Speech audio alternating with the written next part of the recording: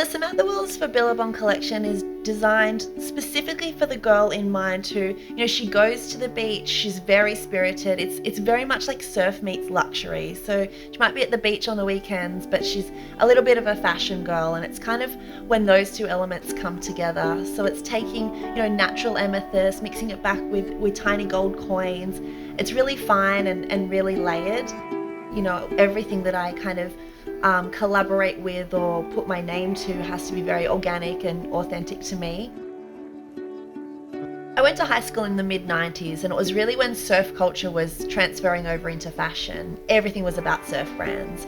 And I remember this so vividly. I was working in a local surf store, and it was an after-school job, and a delivery came in and I was unpacking and merchandising it, and there was Billabong jewellery in there.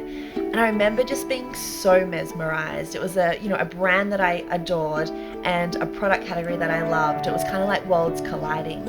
And it really was the first time that a brand that I really saw it outside of just a product. It was a lifestyle. And I remember in my mind thinking, oh, what a dream job it would be to design jewellery for Billabong. When I was probably 12 or 13, my mum had a small boutique in our hometown and offered me a spot next to the register where I could sell some, handmade jewellery.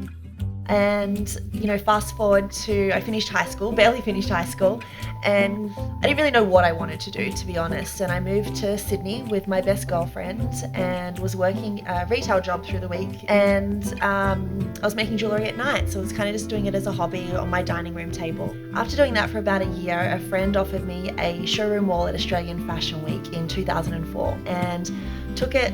Wrote $17,000 worth of orders in the 4-day trade show and quit my job the next day. And I was like, okay, I'm gonna be a jewelry designer, and I'm gonna throw everything I've got at building this brand.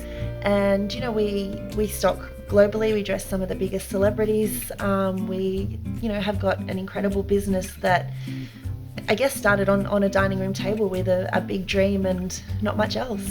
A lot of people, and mainly when I do media interviews, they're like, oh, you're such an overnight success. And the reality is it took me 12 years to become an overnight success. And I think that, if I look back on everything that it took to get to where I am today, there's just so much, I guess, hurdles and struggles and isolation, I think, in, starting your own business.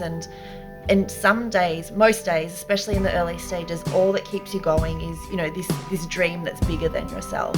And it can be so isolating. And that isolation can be beautiful, or it can be like the loudest of silence. I think that, what I really want to do is share those stories and share, I guess, the transparency around it, that nothing is an overnight success.